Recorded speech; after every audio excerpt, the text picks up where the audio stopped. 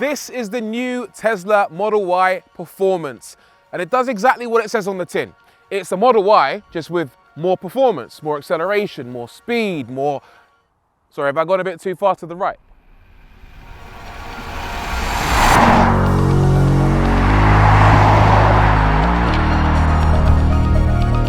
Joking, or am I? Anyway, this is the new top-of-the-range version of the newly updated Y. Here's the basic info. It'll cost £62,000. That's around 10 grand more than the long-range all-wheel drive model, or 17 grand more than the entry-level rear-wheel drive car. But for that, you get quite a lot of extra performance.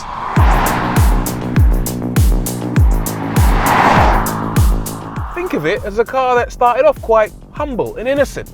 Now it's on a bit of a power trip, and it's gone mental.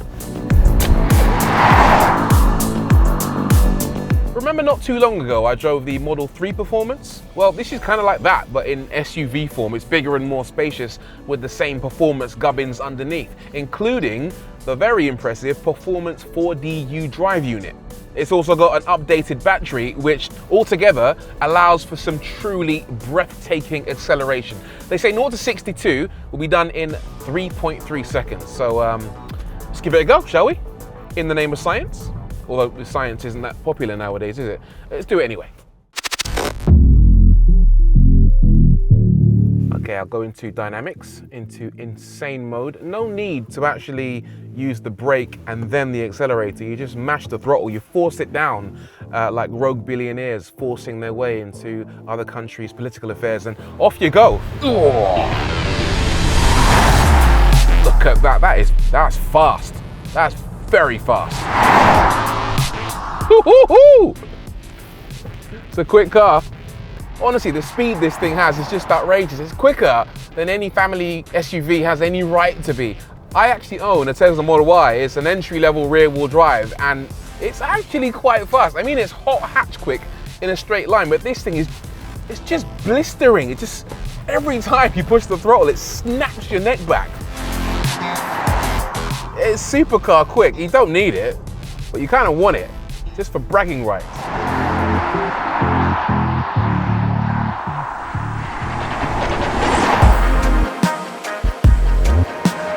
And some of those bragging rights will come from the visual upgrades. The new Y Performance is itself based on the newly updated Model Y, which means you get the distinctive new light bar across the front, new matrix LED headlights, and a new bumper with air curtains at the side, plus a new lower air intake finished in black.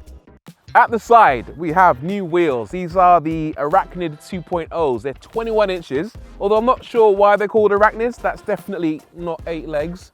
Still quite spidery in nature, so I'll let that slide. We've also got red brake calipers. The wheels, by the way, for your information, are 255/35 21s up front and 275/35 21s at the rear. We've got black camera housings, black door mirrors, black flush door handles. These are a bit of a faff because you've got to sort of twist your fingers up like you're throwing gang signs to get them open. Dig your thumb in there and then pull it out. But I suppose it looks quite cool. And then back here, that's not the charge port. The charge port, surprisingly, is on the left. I would have thought it'd be on the right. Anyway, 270 kilowatts, and that'll take the car from 10 to 80% in about 25 minutes. Around the back, which I think is the car's best angle, it's got quite a nice stance to it, and part of that is down to the bigger wheels, I think. But anyway, there's some nice design going on here, including this carbon fiber rear wing, which is much bigger than you think at first. It's actually quite a solid, hefty looking unit. Underneath that, we've got this light bar, and then the Tesla logo. It casts kind of a glow across the logo. There's so many light bars these days. Everyone's doing light bars. Are we done with light bars now? I guess we're not. Anyway, we've also got a much bigger rear diffuser, which makes it look quite sporty. Yeah, I think it's a good looking car all round. And actually, with this performance badge here, this is probably the version to go for if you just want to show off in terms of design.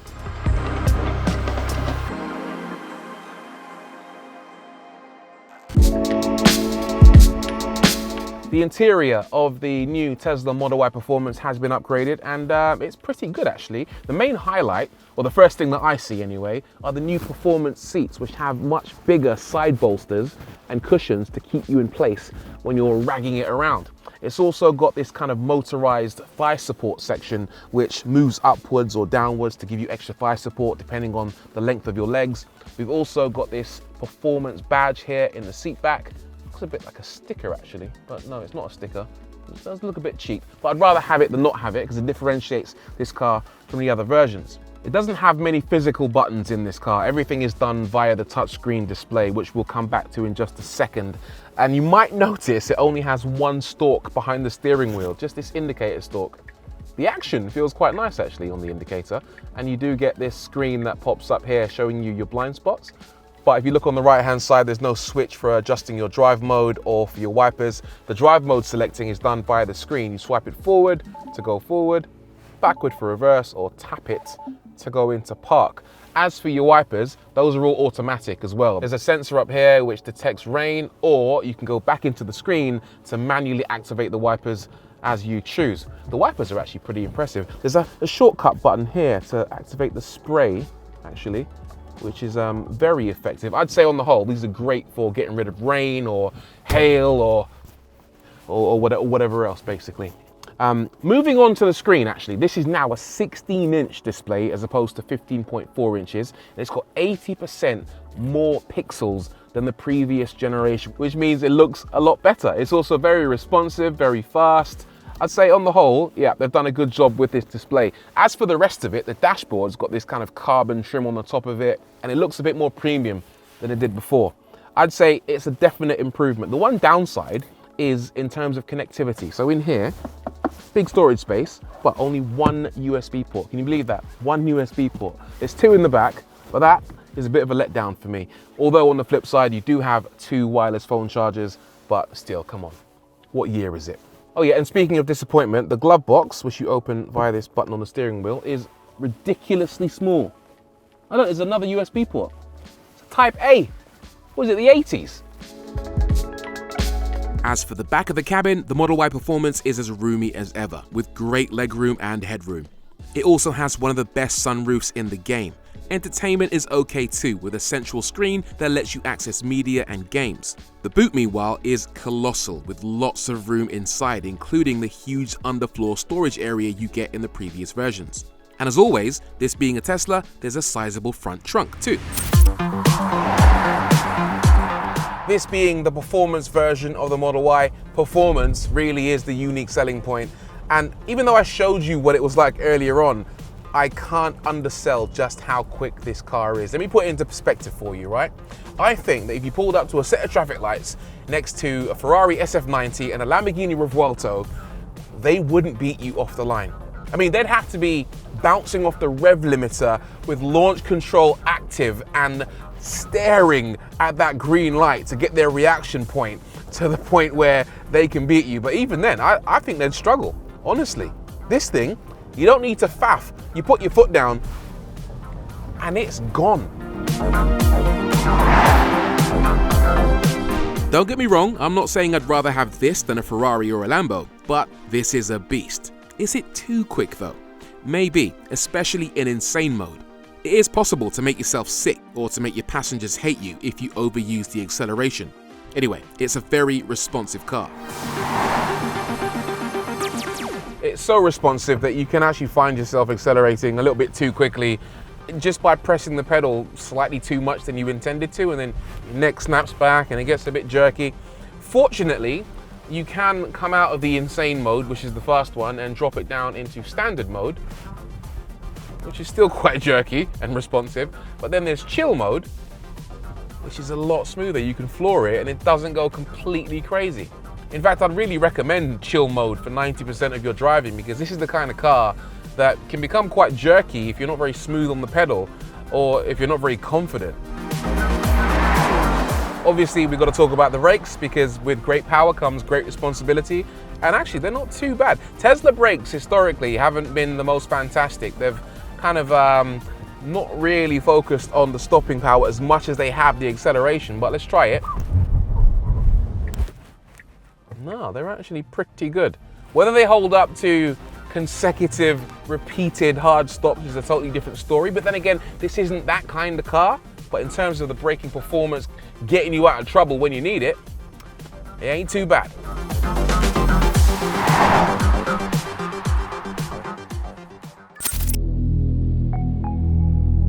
Right, the other big news with this car is comfort and refinement. They say they've stepped the game up there. There's a few different bits that play a role here. First of all, the Model Y Performance borrows the proprietary adaptive suspension technology from the Model 3 Performance. This incorporates a ride controller with software that works to give you a smoother drive. There is some updated chassis technology as well. We've got new springs, stabilizer bars, new geometry, new bushings, and all of that comes together to help this car feel a little bit more plush than it did before. One of the things I didn't really like about my Gen 1 Tesla Model Y was that the ride was actually quite harsh, especially for a family SUV, but this is actually not too bad despite running on big 21-inch wheels. They've done a pretty decent job of improving the ride. They say it's got better NVH as well, noise, vibration and harshness, that it's quieter than before. I think it is. I think they might be overstating how quiet it is. I definitely like the acoustic glass. It cocoons you in a bubble that's much more quiet than the previous generation car, so you hear less of other vehicles going past you.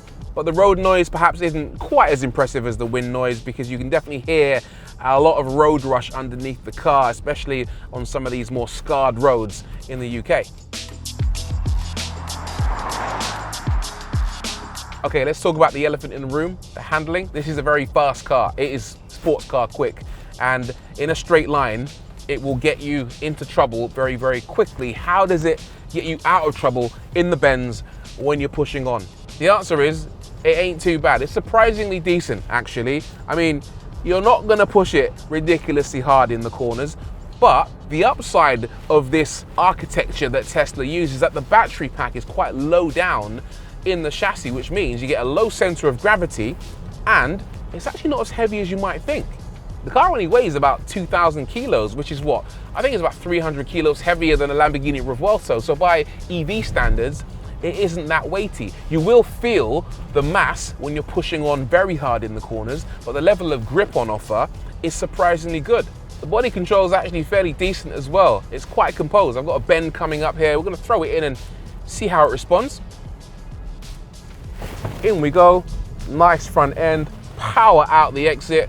Yeah, I mean, it does the basics very well. It's a quick car, it's composed, and it's not gonna trip over itself in the corners.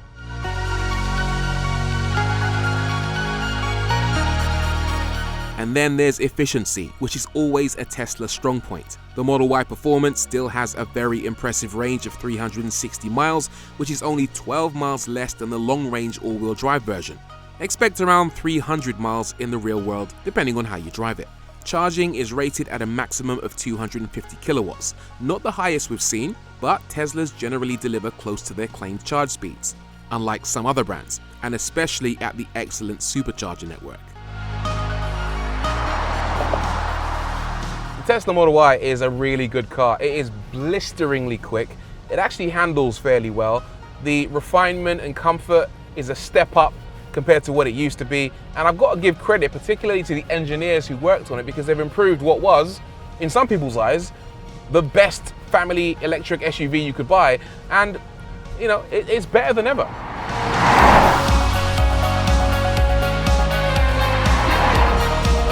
Some people might not appreciate the politics of some of the people at the upper echelons of the organization, but if you can separate the man from the machine and look at the Model Y as a vehicle by itself, I think what you'll find is that it's actually a pretty decent car. It goes well, it's efficient, blisteringly quick, great practicality, good technology, and if all of that appeals to you, then you know what to do.